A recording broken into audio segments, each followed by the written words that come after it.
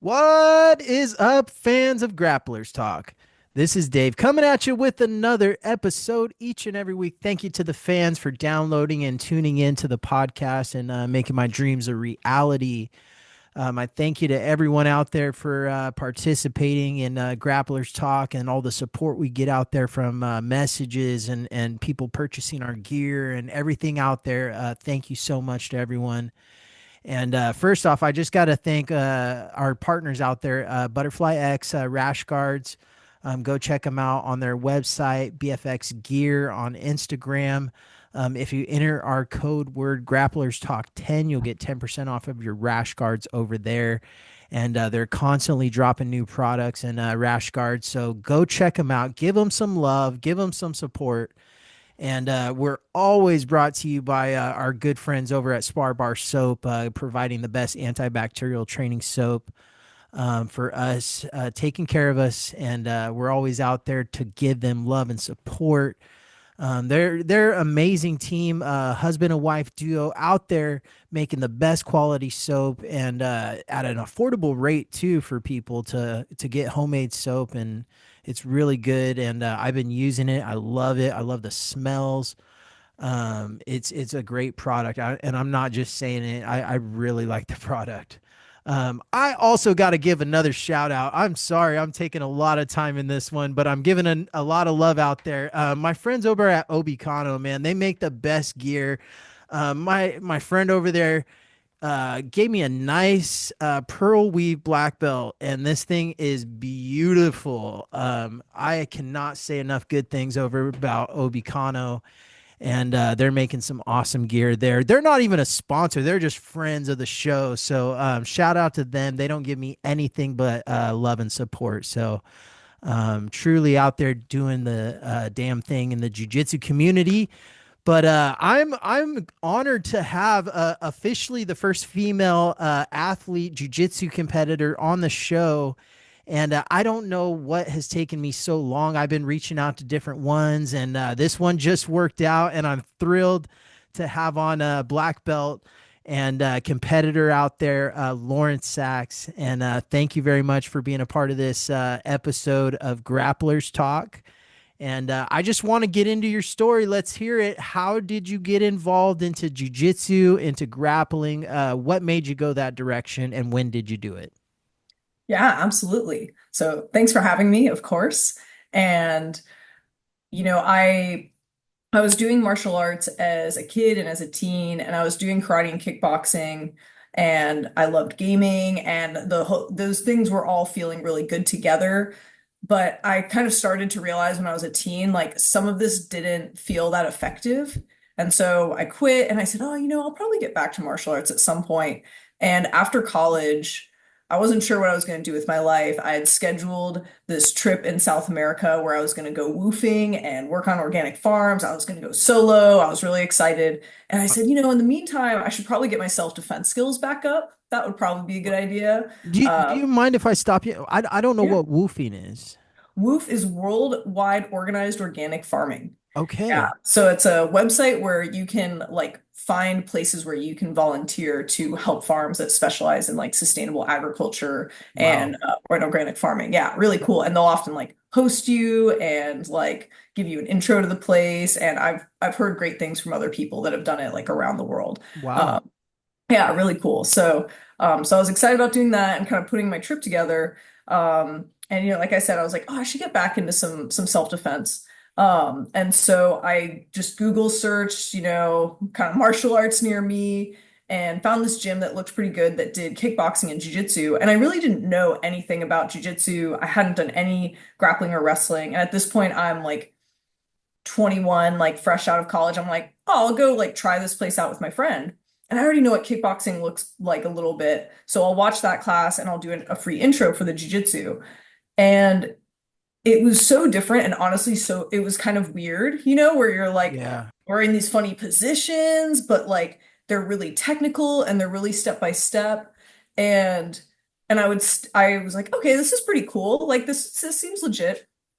So I signed up, and about 3 months into it, I was already starting to stay and watch the advanced class. And I was like, really interested in learning more. This was kind of old school where I don't think I was sparring that much, but I was moving along on that kind of beginner, like old school Gracie progression. And by a few months after that, I was going like 5 days a week. Yeah. Did my first tournament and like tapped both of the chicks, and it was just that like, That wow, wait rush, a minute. right? Yeah, oh my gosh, it was crazy. Yeah, exactly. Just so nuts and so like white belt spaz, like yeah, just full sloppy kind of technique, but so much fun. And I Yeah. said, I think I'm gonna like just do this. And so I canceled my trip. I just ended up getting super involved and fully down the rabbit hole. And I think by the next year I had done like 10 tournaments and was just like, this is the path that I'm doing, you know? Yeah. Yeah. And that's kind of how I started. It's crazy how jujitsu does that to people, and I don't know what it is about it, but it is a very addictive martial art. Like I Mhm. see people get addicted to hobbies and things like that, and I have a cousin, he got addicted to mountain biking, but jujitsu is a different type of addiction. Once you get that rush and that feeling of being successful and being, having that victory in a tournament, like it's hard to replace it. You Mhm. just go chasing it and more knowledge, and it's really incredible what it does to us. Mhm. Yeah, absolutely. I think too the ability to say all I really have to do, especially in the beginning, is show up to class and try to focus and try hard. Like you don't really have this big onus of like, what do I do next? How do I improve? Like that can be kind of out of your hands for like at Right. least the first like few years. And I feel like that clarity and like this is how I get better at something and how I move forward is probably like, at least I know for me, that felt really good. Yeah, the problem solving aspect in jujitsu, like it's constant problem solving, and you're constantly trying to figure out a way out or in or to pass the guard or whatever it is, right? And Mhm. man, the people that really thrive off of the challenge in life are people that really do well in jujitsu, and usually you see them at the black belt level eventually, right? Mhm. Yeah, definitely. So, let's talk about your competition and like what was your mindset? You now going from, just trying it out and just getting your feet wet with it to going to 10 competitions in a year. What was kind of the shift in focus and how did you take things a little bit different when training for that? Mhm. Yeah, that's a good question. I think that for me, I had done some sports like growing up, but I never really took anything like competitively really seriously. I was never like my high school was really small. We basically didn't have any like serious sports teams, or really any at all. And so this was kind of the first time where I was like, oh, like I feel kind of successful at this. And I really wanted to, once I started to have that taste of success, I wanted to see like, man, how far can I push that? And I feel like jujitsu is really unique in that maybe there's other sports that do this as well, but you can say, I'm gonna fight the best white belts in the world and the best blue belts in the world and have that opportunity kind of right off of the bat, as long as you can find a way to like financially make it happen. Yeah, very Um, true. and so I think having that opportunity, I said, hey, I'm still relatively young. Like I can kind of structure my life around doing this and like, working as chill a job as I can to make Yeah. some money, but like really be able to focus on jujitsu. Um, and see like, hey, if part of my focus shift was I wanted to tell myself I'm going to treat myself like a professional athlete, even though I'm not. And I'm gonna really try that on, even though I'm not like there or doing that full commitment. And those things I think really helped me sometimes compete kind of above my level. Yeah. Where you're saying, hey, like I'm really confident because I know my conditioning is unreal. I know that my nutrition is just so solid. And so saying, hey, my technique still has a long way to go, but I'm still fighting other white belts, other blue belts, and I'm making these other areas of my life really dialed, was a really cool experiment. And I think that that definitely helped me have a lot of success in those early belts where I was missing that, like, I wasn't coming from like a gymnastics background or Yeah. like, those areas I had a lot of catching up to do for sure. Yeah, man, it really is incredible what jujitsu teaches you about yourself, right? There's so Mhm. many different areas you can improve, and battling adversity and the ups and the downs of grappling. It makes you a stronger person, I believe, in life. Mhm. Yeah. Um, what kind of things do you keep in your diet, and how do you dial things in when you are competing on a regular basis? Mhm. A lot of people have different approaches to it, and I feel like the younger crowd, they can get by with the cheeseburgers and the fast food meals every once in a while, but for me at least, as I've gotten older, I can't do that so much. I definitely feel it in practice, and I Mhm. get a little heartburn and things like that from time to time. So how do you treat your diet as a competitor, and what are some of like the little secrets you have? Yeah. So I think one of the big things is finding a balance that works for you. Because I definitely oscillated between that, like, this is so strict that I can't have a social life and it's, becoming like kind of A disordered, chore. And Yeah. that's where, like you're falling asleep and you're dreaming of like eating candy and then panicking in your dream. You're like, Yeah, this may feeling be a like you little ate it. extreme. Yeah. And I think that so one other thing so I'd say finding balance. Another aspect would be like get other experts, like I worked with a nutrition coach who was at the time at one of these old Max Muscle places. Yeah. And that at least gave me a baseline. Hey, it was a little like too like bodybuilding oriented, but at least it really emphasized to me like how much protein you need and like how to balance all of these things where I maybe thought in the past, oh, eating healthy means eating a salad. Like, no, you need protein, you need carbs, you need healthy fats, you need Yeah. fibers and greens, like, and just getting that more well-rounded understanding. So having someone who knew more than I did and using them as a resource, that helped a ton and like kind of set the baseline. And then I think with that, the third thing would probably be just having it be an evolving experience where, what works for you is going to be different from, your friend over there and for your coach and for this person. And so, hey, go with those general guidelines of I need all these food groups. I need to have greens. I need to have enough protein and carbs to fuel all my workouts and fats, of course. But how exactly like what times you consume those, how much, what feels good to you so that you feel effective, you're going to have to kind of experiment and figure that out for Right. yourself, on some level. And I think that's another, just to tag on one thing for your question, the big skill is learning how to check in with yourself and find out like, do I feel good? Do I feel like heavy? Do I feel tired? Do I feel energized? And you do that same thing for comp day. One big thing that I liked about competing a lot as a white and blue belt, and through purple, of course, too, was that I got to experiment a lot and say, hey, this competition doesn't really matter. It's a local whatever. Let me try this and see how I feel. Does it feel good for me to like bulk a lot and like just eat a lot and feel like I'm really big? Or does it feel good for me to like be really lean and like, really cut? Or am I just tired then? So using those early competitions or those kind of like lower pressure competitions as chances to experiment and then learn from those experiments, I think was really helpful.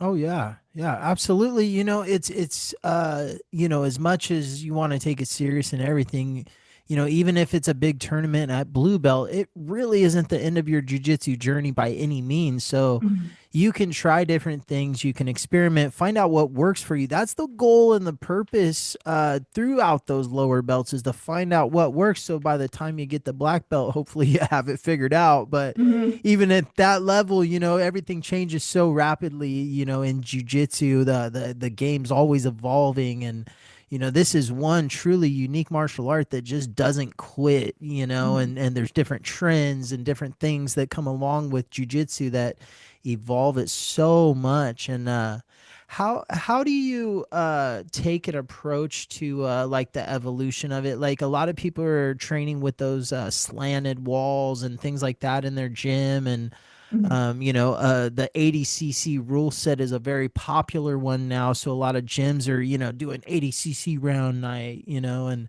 are you taking those kinds of approaches with your game of jujitsu?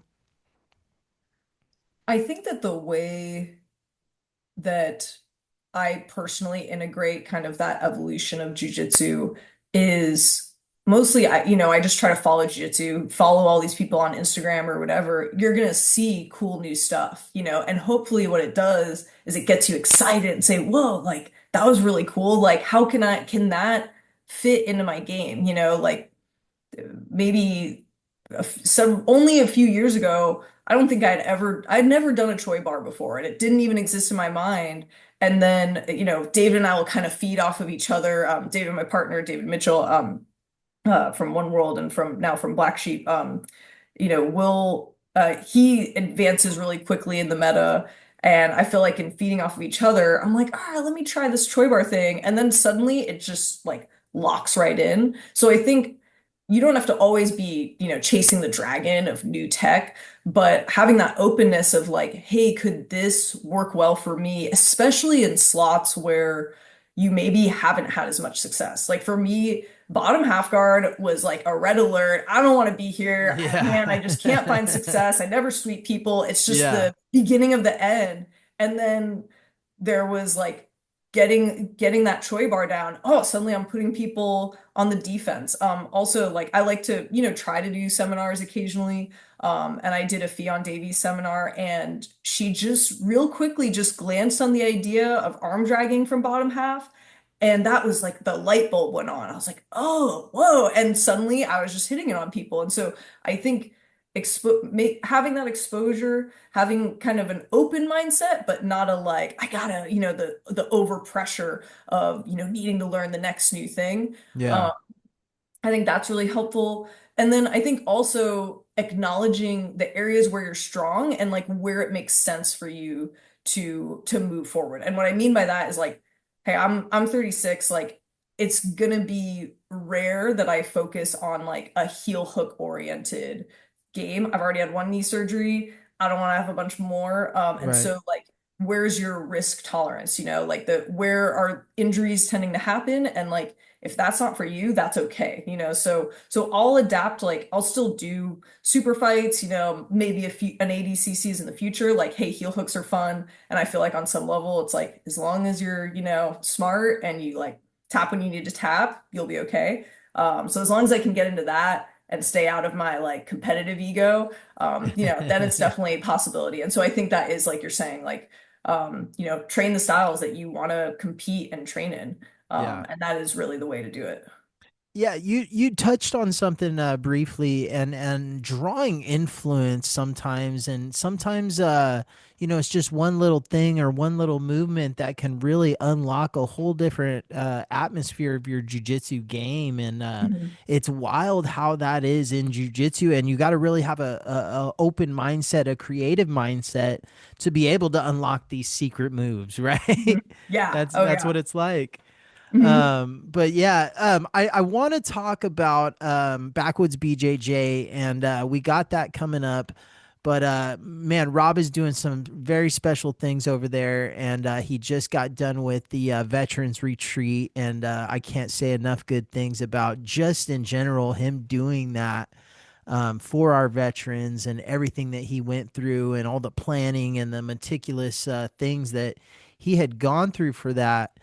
And he doesn't get enough love and credit in this community. And a big shout out to Rob for that. And I'm excited that you're going to be doing the first female Backwoods BJJ retreat out there in, man, what area is that? I believe it is in Twain Yeah, out in Twain Heart. yeah, mid California. I don't really know where you where you located. it, About 3 hours somewhere. I'll tell you what, driving up, I was like, I know why he calls it Backwoods BJJ. Mhm. I mean, I'm bump, and it was Nice. cool though, but the experience, man, like, when I had went out there, that was my first time seeing the property, and me and Rob had been talking, and he sent me pictures for a long time, and the experience I had was so amazing. And I just came from a belt promotion in Sonora, And literally, right when we got there, Dave was getting ready to teach a lesson. And so it was like, all right, we got to get dressed. I said, what's up to everyone? And it was like, all right, let's get in there and start training. And the experience I had and getting to work with a guy like Dave and man, it's truly special. His game was very good. I've been using his knee bar tactics. I've been getting, everything shelved up, and Mhm. I love those techniques. They've been really working for me, and I got a few gold nuggets out of that. And just in the short time that I was there, and you're getting to do a women's retreat, and I want to talk to you about your preparation for that, and what is the planning like going into teaching a multiple day retreat. Hmm. Yeah, absolutely. It's very exciting for me. First of all, like I'm so honored that, I think there's over around 15 girls signed up, and just again, I can't say anything besides what an honor it is that that many people are excited to learn and do a retreat with me. Like, what a cool part of my jujitsu journey, you know? And in terms of the preparation, so when I'm doing a seminar, and in this case, when I'm doing a retreat, I really want to share the things that I feel like are battle tested, that I've proven in my A game. I'm like, hey, I know this works. I've done it on, Master World Champions, like really gnarly people. And so that way I can feel really confident in sharing that techniques with you. Um, and so what I've done is I've said, okay, well, I know I have these A games. We're going to focus on De La Hiva, we're going to focus on K guard, and then we're going to try to have that breadth along with the depth of what to do from those positions. Um, and so I'll start with kind of oh, I know I want to show these moves, and I know I want to show these positions. And then I'll outline like what I do, like what are the common things that happen. Okay, I have my A game from De La Hiva, but what if someone, C grips my shin and frames it away? What if someone tucks my right foot? Because those are some of the most common things people are going to run into.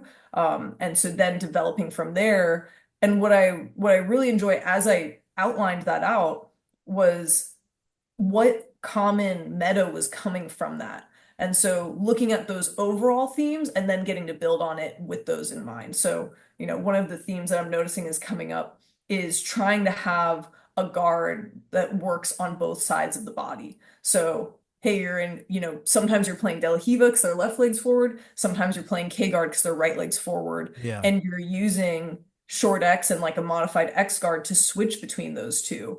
And that was the big thing I noticed was, oh, you're splitting the body bilaterally, you're getting people to move side to side, or you're moving around them, and those are the ways that I tend to be able to move around people or sweep them. Um, so seeing that come up, and just building on that meta overall. So. Yeah. Something I learned from Dave at the Backwoods was we were talking about X guard versus inverted X, and Mhm. one's for lateral movement, one's for up and down movement, and Mhm. and the difference. And so many people were it seemed like getting a lot out of that, and it's really amazing having Dave around, and I'm sure you're always being in a jujitsu, couple, and being able to talk about jujitsu regularly with someone that's around you all the time. Like how is that? Mhm. And are you guys just constantly finding out new things and trying out new stuff here and there? I would say that we, like even tonight, I had been working on some of my tech earlier today with a friend of mine just to like keep getting practice teaching it, which I would say is the other element is like rehearse teaching it a lot. I like to go in really over prepared and have like more techniques than we're gonna hit for each thing. And while I was doing that, I'm like, hey, I know I do this thing in competition, but now when I'm trying to break it down, like something isn't working, is it do I and so oh, that wasn't working, showing it to my white belt friend, or it felt kind of clunky, then I'll go, then I'm like, hey, David, like, let me show you this and just get your opinion. And even if our games are really different, we can kind of like hypothesize and like try things out. And I think having that resource is totally nice. Oh On the yeah. other hand, like, we watch tape so rarely. Like, he's just like bored to tears by it. I'm like, oh, this is awesome. But like, finding the time between like, both of us working full time and having a kid and three dogs and all that stuff, like Oh yeah. it's not the constant jujitsu. And I think both of us enjoy that balance and like that break. Yeah, definitely. You got to have that family time and different time for different things Mhm. throughout your life. Work takes up a different portion, and a lot of people get addicted to jujitsu, and they want to just go all into it, and that can cause different issues and different things in their personal lives. But yeah, jujitsu can be amazing, but it can also get a little crazy at times, right?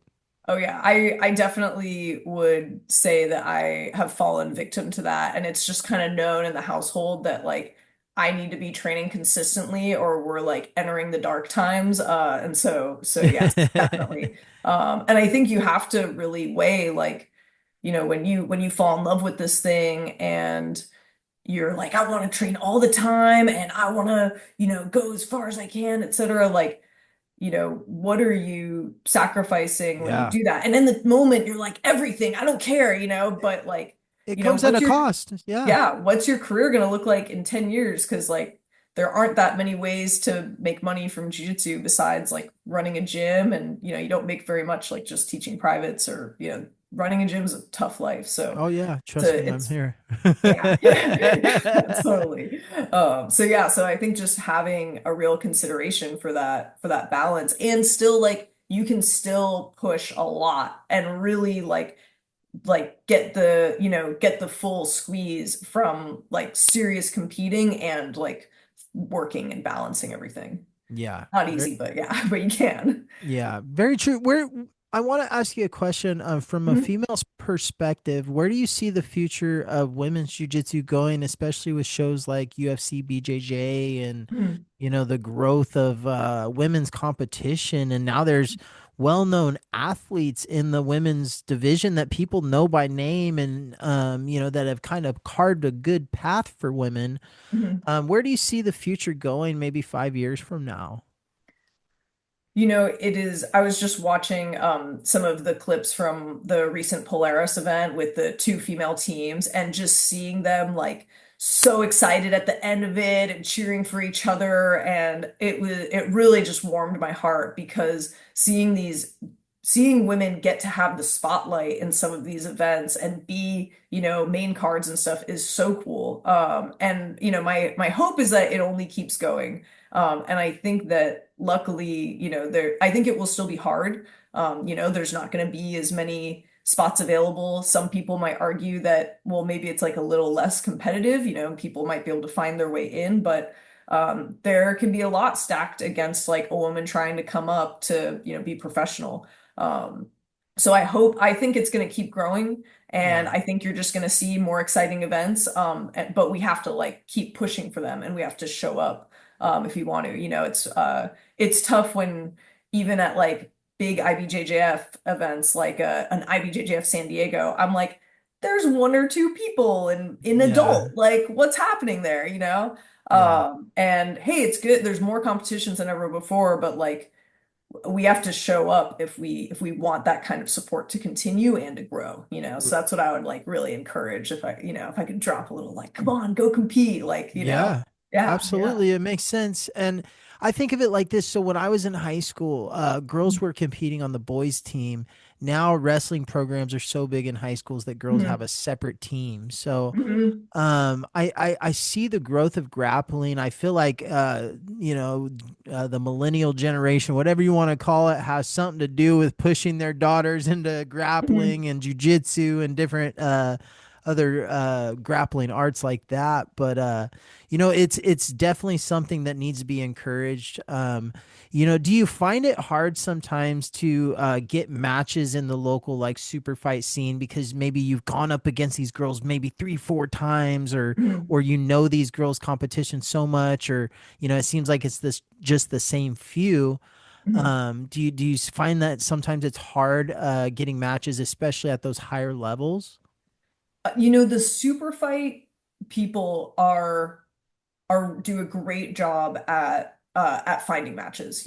What's Yeah. interesting is that especially at brown and black, I think it happens more like I'm noticing now at black belt. I'm starting to go against the same few people at IBJJF matches. Yeah. Um, I felt like, and I wonder if part of this was like post-COVID, like we were doing a lot of super fights, kind of like once we were still in COVID, and then as we were coming out, that was really the only thing that you could do. Right. And I actually like never fought the same person while that was going on and while I was doing those super fights.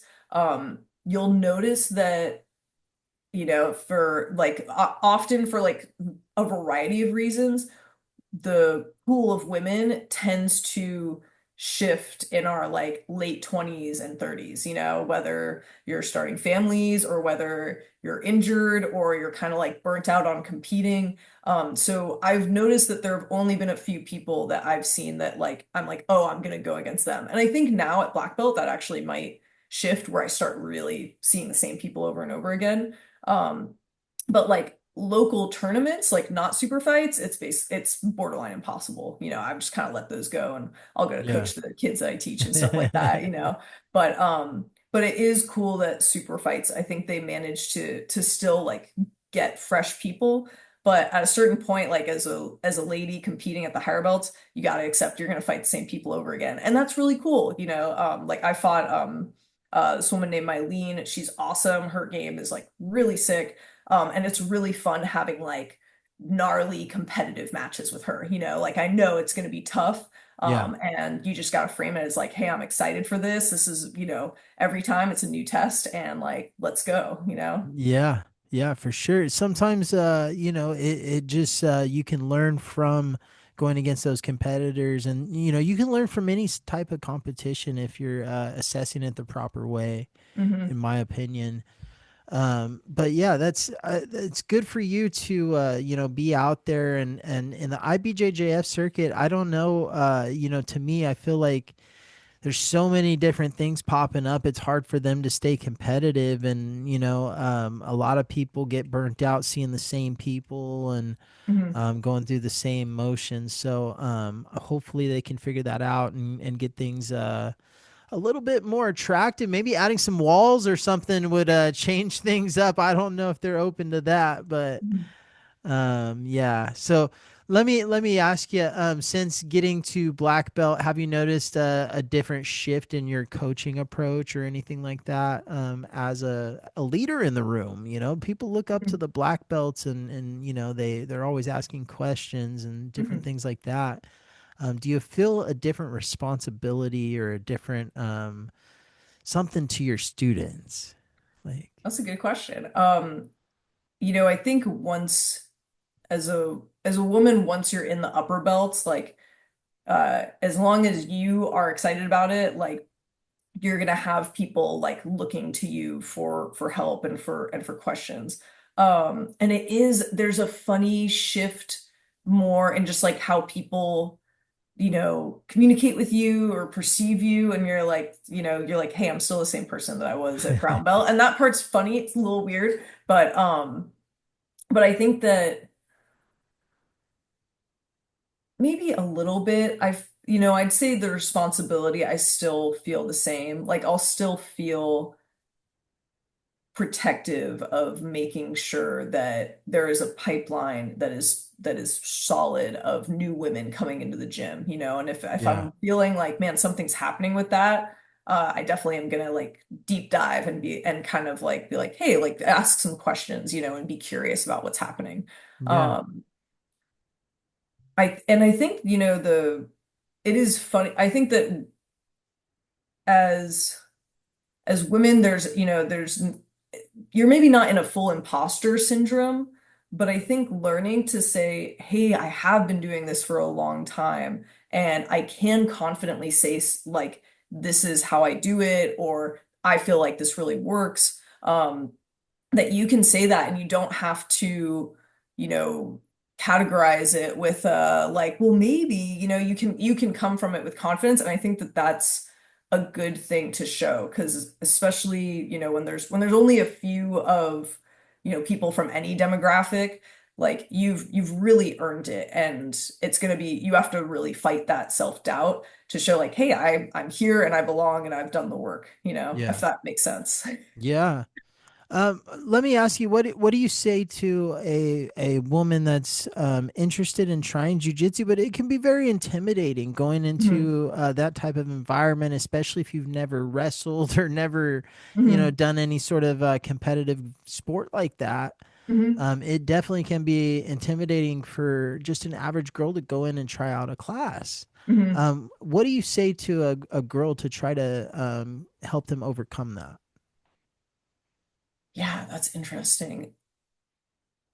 I think that if someone, is saying, "Oh, I really want to try this and I'm just feeling nervous," or like how do you go about like finding a gym or something like that?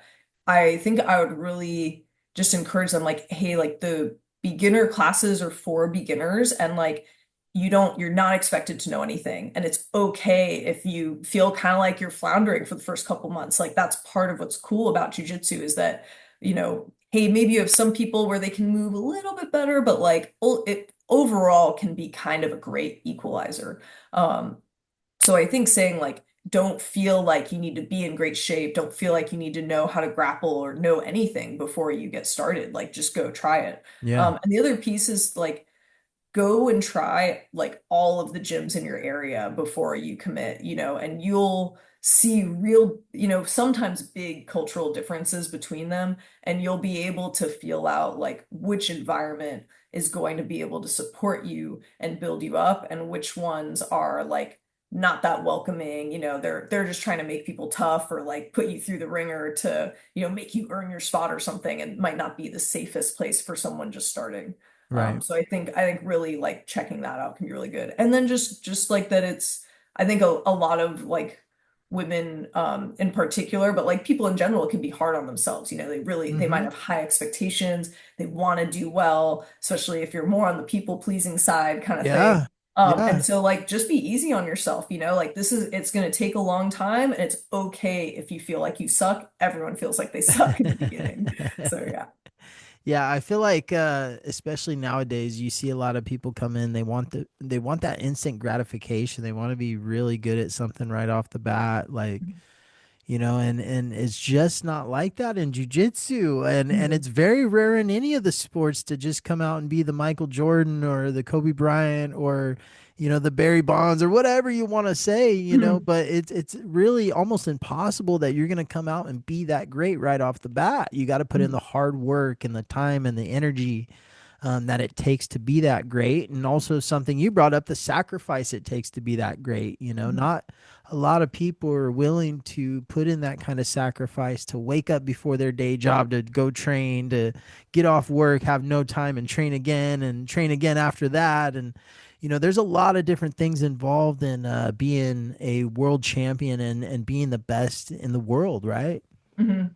I think too, there's this funny pattern that I've seen that where now I've been doing it long enough where I'm like, oh yeah, that's probably gonna happen. Where there's a type of person who comes in and within a month, like you're saying, they're training twice a day, 5 days a week, and they're all in, they're always at the academy. And those people who like jumpstart like that, I tend to be like, they're gonna be gone in like 3 months, 6 months, a Oh, year, yeah. like, but they're not gonna last. And so I think making sure that you have the patience and that you don't like basically burn yourself out, and that you still have like if your identity becomes too wrapped up in your gym, in competition success, you're gonna have hard times. Like you're going to lose at some point, and that can be so hard on your ego if your whole identity is wrapped up in it. So like know that you are more than just your jujitsu skill and have that identity occur outside of the gym as well. Yeah, very true, very true. And then earlier you were saying that self-assessment, you got to Mhm. assess things and kind of see where your life is and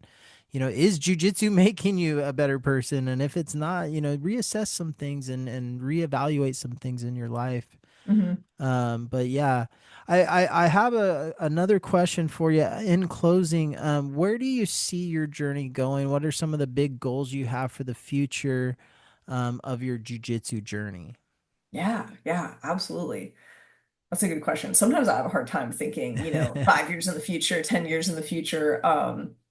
But I know we've got Master Worlds coming up in August, and I've done it a bunch of times, and I've gotten real close to the podium and just like been just shy of it. And, I don't like making outcome-oriented goals because you ultimately cannot control if they happen or not, But man, that would feel really good. Like it felt really good, hitting gold at like Nogi Europeans and at Nogi Worlds. That was like, oh, it took me over 10 years, but I finally made it. Yeah. And so I don't know when that'll happen, but I would love to, keep going to finally like podium with that tournament.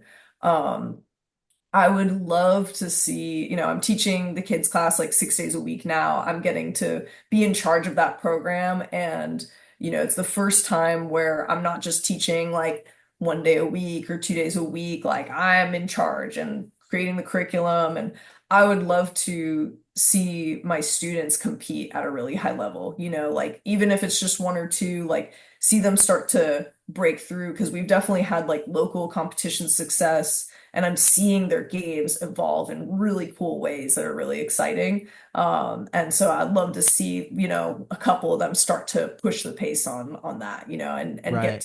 get to see them experience that joy. Yeah. Nothing better as a coach than to see those little ones experience that feeling of winning and especially battling everything that they go through emotionally and hmm overcoming all the obstacles to get gold at a tournament.